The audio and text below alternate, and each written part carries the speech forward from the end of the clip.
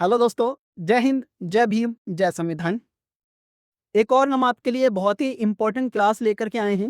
जो ये subject code रहेगा, ये सब्जेक्ट कोड रहेगा BSOS 185। ये सब्जेक्ट कोड रहेगा एंड ये जो क्लास रहेगी हमारी, ये इसका सब्जेक्ट का नेम है दृश्य के माध्यम से समाज, सोसाइटी थ्रू द विजुअल्स। इसके अंदर हम उन महत्व प्रश्नों को समझिए जो प्रश्न कई बार पहले इस एग्जाम के अंदर आ चुके हैं और आगे भी आ सकते हैं। तो हमारा मेन फोकस उन्हीं क्वेश्चंस पे रहेगा जो कई बार रिपीट हो चुके हैं पहले इस एग्जाम के अंदर। हमने पहले भी ये क्लास करवा रखी है ऑलरेडी। उस क्लास को भी मैं प्लेलिस्ट के साथ मर्ज कर दूंगा। अगर आप हमारे पेज पर प्लेलिस्ट में जाएंगे तो वहां पर आपको ये दोनों क्लासेस एक साथ भी मिल जाएंगी।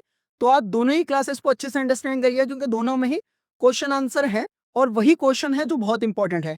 तो हम अपनी ये क्लास स्टार्ट करते हैं और इसमें जो पहला प्रश्न है, दृश्य समाजशास्त्र, विजुअल सोशियोलॉजी से आप क्या समझते हैं? विजुअल सोशियोलॉजी क्या होती है उसको हमें समझना है, दृश्य समाजशास्त्र को हमें समझना है। इसके अंदर दृश्य समाजशास्त्र समाजशास्त्र की वह शाखा है जो सामाजिक जीवन, सांस्कृतिक व्यवहार, अंतक्रियाओं और संस्थाओं को समझने व उनका विश्लेषण करने के लिए दृश्य सामग्रियों जैसे फोटोग्राफी, फिल्म, वीडियो, पेंटिंग और डिजिटल इमेजरी का अध्ययन करती है। ठीक है, अंडरस्टैंड हुआ आपको? मतलब कि ये जितनी भी चीजें, ये जो सारी सामग्रियां, दृश्य सामग्रियां जिसमें फोटोग्राफी आ गई, फिल्म आ गई, वीडियो आ गई, पेंटिंग आ गई और डिजिटल इमेजरी, इन सब का क्या करती है? ये अध्ययन करती है। ठीक है, उनको समझने के लिए, उनका विश्लेषण करने के लिए, ये जो भी हमारे चाहे सामाजिक जीवन हो, चाहे उसके अंदर हमारी सांस्कृतिक व्यवहार हो, अंतक्रियाएं हो, ये सारी जितनी भी संस्थाएं हैं, ये क्या करते हैं? इनको समझने के लिए, विश्लेषण करने के लिए दृश्य सामग्रियों का एक तरीके से यूज किया जाता है, इसका अध्ययन किया जाता है। ठीक है, ये पॉइंट आपको अंडरस्टैंड हुआ? अब हम आगे चलते हैं। पारंपरिक समाजशास्त्र मुख्य रूप से लिखित और मौखिक डेटा पर निर्भर करता है। जो जो हमारा पारंपरिक समाजशास्त्र है वो मुख्य रूप से किसके ऊपर डिपेंड है? पूरा लिखित के ऊपर और मौखिक डेटा पर निर्भर करता है। जबकि दृश्य समाजशास्त्र ये मानता है कि समाज को केवल शब्दों से नहीं बल्कि आंखों से देखे जाने वाले दृश्यों और प्रतीकों के माध्यम से भी बेहतर ढंग से समझा जा सकता है। जो चीजें हैं अगर हम उनको अपनी आंखों से देखें, इन सारी चीजों के थ्रू, जैसे जिसमें फोटोग्राफी आ गई, फिल्म आ गई, वीडियो आ गई, पेंटिंग आ गई, तो इससे भी तो हम समाज को अच्छे तरीके से देख सकते हैं ना। अगर ये जो एक एक छोटा सा एग्जांपल है, एक पर्यावरण है, पर्यावरणीय माहौल है, अगर हम उसको लिखित में देखें, लिखित में पढ़ें तो हम ज्यादा अच्छे से अंडरस्टैंड कर पाएंगे, या फिर अगर हम उसकी कोई इमेज देखें, कोई वीडियो देखें तो हम उसको अच्छे से समझ पाएंगे, है ना। हम उसमें वीडियो के अंदर या फोटो के अंदर हम अच्छे से देख सकते हैं कि भाई वहां पर पेड़ कैसे हैं, ठीक है, या वहां पर झरना कैसा बह रहा है, या वहां का पर्यावरण कैसा है। तो लिखित लिखे हुए को बेहतर तौर पे और अच्छे से समझने के लिए इमेज, फिल्म, वीडियो, इनका प्रयोग किया जाता है। ठीक है, यह प्रश्न अंडरस्टैंड हो गया आपको?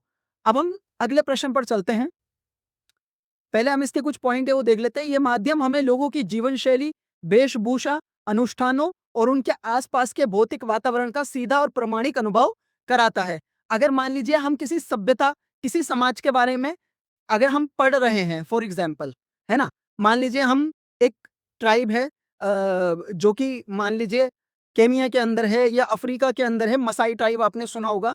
अगर हम मसाई ट्राइब को सिर्फ पढ़ रहे हैं तो हमें उसके बारे में अच्छे से जानकारी मिल पाएगी, या फिर अगर हम उनके ऊपर बनी हुई कोई डॉक्यूमेंट्री देख रहे हैं, कोई फिल्म वीडियो देख रहे हैं, तो उससे हमें अच्छे तौर पे जानकारी मिलेगी। ऑब्वियसली अगर हम कोई डॉक्यूमेंट्री देख रहे हैं, उसमें इंटरव्यूज देख रहे हैं उन लोगों का जो कि हमारी ही लैंग्वेज के अंदर ट्रांसलेट करके हमें सुनाया जा रहा है उनके लिए थ्रू द माउथ, तो हम उसको ज्यादा अच्छे से अंडरस्टैंड करेंगे ना। तो यही है इन सब चीजों की एक तरीके से खूबी। ये जो पूरी तरीके से डिजिटल एक ये समाजशास्त्र हो गया है, जो पूरा ये डिजिटल तौर पर हमें सारी चीजें फिल्म वीडियो के माध्यम से दिखाई जा रही, ये ज्यादा यूजफुल इसी वजह से है। ठीक है, अब अंडरस्टैंड हो गया होगा आपको। अगला प्रश्न देख लेते हैं। दृश्य निर्विज्ञान, निर्वंश विज्ञान, विजुअल एंथ्रोपोलॉजी क्या है? एक मिनट, ये पेन काफी मोटा हो रहा है, मैं इसको थोड़ा ठीक कर लूं। दृश्य निर्वंश विज्ञान, विजुअल एंथ्रोपोलॉजी क्या है, उसको हमें समझना है इस प्रश्न के अंदर। दृश्य निर्वंश विज्ञान, निर्वंश विज्ञान की वे एक शोध पद्धति है जिसमें शोधकर्ता किसी विशिष्ट संस्कृति या समुदाय का अध्ययन करने के लिए कैमरे, वीडियो रिकॉर्डिंग और फोटोग्राफी का उपयोग करते हैं। अब देखो, ये जो अभी मैंने समझाया था आपको, ये वही आ गया। विजुअल एंथ्रोपोलॉजी ही आ गई कि भाई अगर मान लो कोई शोध करता है, वो किसी समुदाय के बीच में गया है, अब वो उस समुदाय की वीडियो रिकॉर्डिंग कर रहा है या कैमरे से फोटो वगैरह क्लिक कर रहा है, और बाद में अगर उसका अध्ययन कर रहा है फोटोग्राफी करके, तो वो किस में आएगा? विजुअल एंथ्रोपोलॉजी के अंदर, दृश्य निर्वंश विज्ञान के अंदर ये जो होता है, ये एक तरीके से ये शोध आते हैं।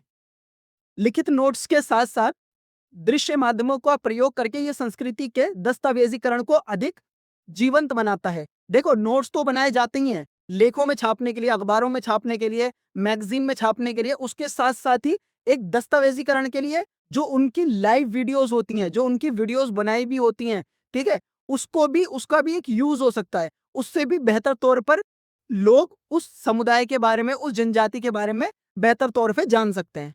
ठीक है, आगे चलते हैं हम।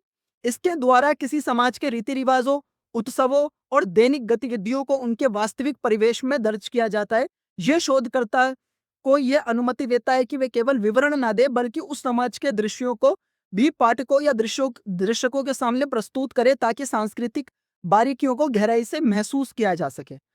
अगर हम एक वीडियो देख रहे हैं ऐसे किसी जनजाति का जिसके जिसके अंदर हमारा इंटरेस्ट है, तो अगर हम वीडियो को देखेंगे तो हम बहुत बारीकी तौर पर हम उसको जान पाएंगे या नहीं जान पाएंगे? ऑब्वियसली हम जान पाएंगे उसको कि भाई इनके यहाँ के कल्चर क्या है, इनके यहाँ के रीति रिवाज क्या है, इनके यहाँ की शादियां कैसे होती हैं, इनके यहाँ के त्योहार क्या होते हैं। तो ये किससे ये मुमकिन हो पाता है? अगर हम उनके फिल्म वीडियो को देखते हैं तो। जैसे कि आपने डिस्कवरी चैनल पे देखा होगा, नेशनल ज्योग्राफिक पे देखा होगा, कई बार वो क्या करते हैं, डॉक्यूमेंट्रीज दिखाते हैं। अब ये नेटफ्लिक्स और बाकी जो ओटीटी है उन पे भी क्या होता है, जो डॉक्यूमेंट्रीज आती हैं, और एक तरीके से हम डॉक्यूमेंट्रीज को देख करके जो जिस पर्टिकुलर सब्जेक्ट पे, जिस पर्टिकुलर पर्सन पे वो डॉक्यूमेंट्री है, उसके बारे में और अच्छे से हम जान पाते हैं। तो ये किसके अंदर आएगा? ये विजुअल एंथ्रोपोलॉजी के अंदर ही आएगा। जो हमने अभी पढ़ा है ना, ये विजुअल एंथ्रोपोलॉजी, इसी के अंदर ये आता है, दृश्य निर्वंश विज्ञान के अंदर ही आता है, अगर हम कोई डॉक्यूमेंट्री वगैरह देख रहे हैं किसी पर्टिकुलर सब्जेक्ट या पर्सन पर। ठीक है, अब हम अगले प्रश्न को देख लेते हैं। औपनिवेशिक दृष्टि, कॉलोनियल गैस से क्या अभिप्राय है? ठीक है, औपनिवेशिक दृष्टि वह वैचारिक और दृष्टिकोणगत तरीका है जिसके माध्यम से औपनिवेशिक शासकों जैसे ब्रिटिश, फ्रेंच आदि ने अपने अधीन किए गए समाजों और उपनिवेशों को देखा और चित्रित किया। ठीक है, कॉलोनियल गैस क्या है? एक तरीके से औपनिवेशिक दृष्टि क्या है कि जिसके माध्यम से औपनिवेशिक शासकों ने किसको देखा? वैचारिक और दृष्टिकोणगत तरीका है जिसके माध्यम से औपनिवेशिक शासकों ने अपने अधीन किए गए समाजों और उपनिवेशों को देखा और चित्रित किया। मतलब उन्होंने जिस प्रकार हम ब्रिटिशर्स के गुलाम थे, और भी बहुत सारे देश ब्रिटिशर्स के गुलाम थे। अब ब्रिटिशियर्स के पर्सपेक्टिव से या उनके थ्रू उन्होंने किस तरीके से हम लोगों को देखा, उसका चित्रण करा, वो क्या कहलाएगा? कॉलोनियल यस कहलाएगा, वो औपनिवेशिक दृष्टि कहलाएगा। वो इस दृष्टि में पश्चिम को श्रेष्ठ, आधुनिक और सभ्य माना गया, जबकि औपनिवेशित समाजों जैसे एशिया और अफ्रीका के देशों को हीन, पिछड़ा और असभ्य के रूप में दिखाया गया। अब उन्होंने अपने यहाँ के जो उनके देश थे, उन देशों को तो उन्होंने बहुत अच्छा दिखा दिया उसके अंदर। और जैसे अफ्रीका और एशिया के, जैसे हम भी एशिया में आते हैं, भारत भी एशिया के अंदर आता है, और बाकी जो अफ्रीकन कंट्रीज उनकी गुलाम की, उनको भी क्या दिखाया उन्होंने? पिछड़ा दिखाया, गरीब दिखाया, है ना। तो ये क्या था? एक कॉलोनियल गैस था, औपनिवेशिक दृष्टि थी उनकी। ठीक है, फोटोग्राफी, कला और साहित्य का इस्तेमाल अक्सर ऐसी छवियां गढ़ने के लिए किया गया जो औपनिवेशिक शासन को सही ठहरा सके। ये पक्षतापूर्ण नजरिया है जो स्थानीय संस्कृति की वास्तविक पहचान को नजरअंदाज करता है। ठीक है, मतलब उन्होंने अपनी चीजों को तो उन्होंने बहुत बढ़िया दिखाया कि भाई हम तो बहुत ही ज्यादा मॉडर्न एरा में रहते हैं। अब गलती मैं क्या बोलूं कि उन्होंने ये जानबूझकर करा या नहीं करा, लेकिन देखो संस्कृतियां अलग अलग होती हैं। भारत की जो संस्कृति है, भारत की संस्कृति है शर्म, लाज, जो आज भी हम भारतीय महिलाओं में देखते हैं। पर क्या जिस जहां से वो लोग बिलोंग करते थे, जहां से ब्रिटिशर्स बिलोंग करते थे, वहां पर क्या क्या ये चीज है? क्या वहां पर शर्म लाज को समझा जाता है? क्या वहां से बड़ों से आप जनाब से या बिना नाम लिए बात करने का ऐसा कुछ सिद्धांत है? ऐसा सिद्धांत वहां पर नहीं है। वहां पर यही सिद्धांत है कि वो लोग अपने से बड़ों हों या कोई भी हो, उनसे उनके नाम से ही बात करते हैं। उनसे एक तरीके से जी आप करके ज्यादा बात नहीं करते हैं। जैसे अगर किसी टीचर का नाम मान लीजिए मिस्टर मार्क है ना? तो वो ये नहीं देखेंगे एज गैप क्या है, ये टीचर है या वो ऐसे नहीं बोलेंगे कि टीचर ये कर दीजिए, वो बोलेंगे मिस्टर मार्क, ऐसे इस तरीके से उनका लहजा होता है। तो ये एक तरीके से बहुत बड़ा चेंज है यहाँ की संस्कृति में और वहां की संस्कृति के अंदर। ठीक है, हाँ हाँ मेरी क्या हो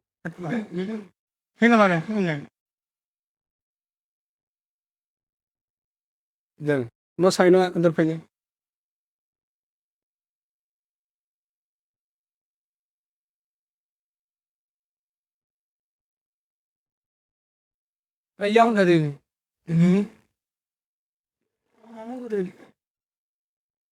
ठीक है, तो ये हमने अंडरस्टैंड करा। अगले प्रश्न पर अब हम आते हैं। अगला जो प्रश्न है, रॉबर्ट फ्लटी का डॉक्यूमेंट्री निर्माण में क्या योगदान है। ठीक है, रॉबर्ट फ्लटी कौन है, उनका डॉक्यूमेंट्री में क्या है, उनका डॉक्यूमेंट्री निर्माण में क्या योगदान है, वो हमें समझना है इस प्रश्न के अंदर। रॉबर्ट फ्लटी तो वृत्तचित्र डॉक्यूमेंट्री फिल्मों का जनक माना जाता है। उन्होंने 1922 में नूना ऑफ द नॉर्थ जैसी प्रसिद्ध फिल्म बनाई, जिसमें आर्कटिक क्षेत्र के एस्किमो इनु लोगों के संघर्ष और उनके दैनिक जीवन को दिखाया गया। अब देखो यहाँ पर भी क्या हुआ कि इन्होंने जो वहां का, जो लोग कहाँ रहते हैं, आर्कटिक पर, आर्कटिक जो है वो दुनिया का सबसे ठंडा एरिया है।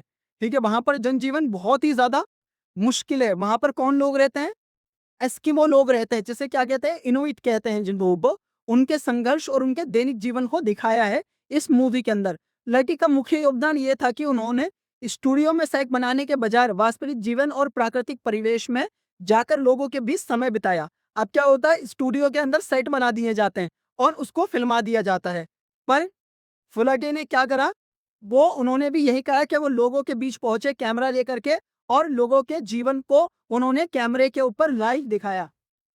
उन्होंने कैमरों के माध्यम से मानव और प्रकृति के बीच के संघर्ष को बहुत सादगी और सच्चाई के साथ दुनिया के सामने रखा, जिसने दृश्य निर्वंश विज्ञान और फिल्म निर्माण की नींव रखी। तो ये इस तरीके से इन्होंने फिल्म निर्माण की और निर्वंश विज्ञान की, दृश्य निर्वंश विज्ञान की एक तरीके से नींव रखी। विजुअल एंथ्रोपोलॉजी की इन्होंने, रॉबर्ट फ्लटी ने नींव रखी थी। ठीक है, तो हमने ये प्रश्न भी समझ लिया कि रॉबर्ट फ्लटी का क्या योगदान रहा है। अगले प्रश्न पे अब हम आ जाते हैं। ये प्रश्न छोड़ देते हैं, इसका नेक्स्ट प्रश्न देखते हैं हम। हाँ, ये बहुत ही इंपॉर्टेंट प्रश्न है, मैं आपको बता रहे हैं। ये प्रश्न अराउंड, मैं आपको बता रहा हूँ, कई बार पिछले 2 साल से तो कॉन्स्टेंट ही आ रहा है इस एग्जाम के अंदर, और पहले भी कई बार आया है। तो ये प्रश्न आप और देख लो, बहुत ही इंपॉर्टेंट है। मल्टीमीडिया और हाइपर मीडिया डिजिटल तकनीक के महत्वपूर्ण हिस्से। हमें क्या करना है, मल्टीमीडिया और हाइपर मीडिया को समझना है। ये क्वेश्चन कॉन्स्टेंटली इस एग्जाम के अंदर कई बार आया है, तो अभी भी समझ लो। पहले हम मल्टीमीडिया देख लेते हैं। ये टेक्स्ट, ऑडियो, वीडियो, ग्राफिक्स और एनिमेशन का संयोजन है। ये जानकारी को एक से अधिक तरीकों, देखना और सुनना के माध्यम से प्रस्तुत करता है। ठीक है, जो भी हमारे पास टेक्स्ट आते हैं, ऑडियो आते हैं, वीडियो आते हैं, ग्राफिक्स आते हैं और एनिमेशन का संयोजन होता है एक तरीके से, क्या, मल्टीमीडिया। सुना ही होगा आपने, फोन अभी पहले हम कहते थे ना हमारे मल्टीमीडिया फोन है, तो उसमें ये सारे फीचर रहते हैं। ठीक है, अब इसके आगे देख लेते हैं हम। ठीक है, विशेषता क्या है, ये डेटा को आकर्षक और समझने में आसान बनाता है। उदाहरण के तौर पर वीडियो, एनिमेशन और संगीत। अब आते हैं हम हाइपर मीडिया पे। यह मल्टीमीडिया का ही एक विस्तार है। इसमें विभिन्न मीडिया तत्वों को हाइपरलिंक के जरिए आपस में जोड़ा जाता है। हाइपरलिंक के माध्यम से एक साथ जोड़ा जाता है, किसके अंदर, हाइपर मीडिया के अंदर। इसकी विशेषता क्या है, यह गैर रेखीय नॉन लाइनियर नेविगेशन की अनुमति देता है, यानी उपयोगकर्ता अपनी पसंद के अनुसार किसी भी लिंक पर क्लिक करके दूसरे पेज या वीडियो पर सीधे जा सकता है। कई बार आपने देखा होगा, एक वीडियो चल रहा है, उसी के नीचे और भी लिंक आ रहे होते हैं। तो ये क्या है, ये हाइपर मीडिया है। वहीं से आपने दूसरे लिंक पे क्लिक करा और आप दूसरी वेबसाइट पे पहुंच गए। आता है ना, कई बार पॉपअप्स आते आते रहते हैं, तो वो किस में आते हैं, हाइपर मीडिया के अंदर ही आते हैं वो। आगे देख लेते हैं हम। उदाहरण के तौर पर वेब पेज और इंटरनेट साइट है। ये देखो वही आ गया है ना।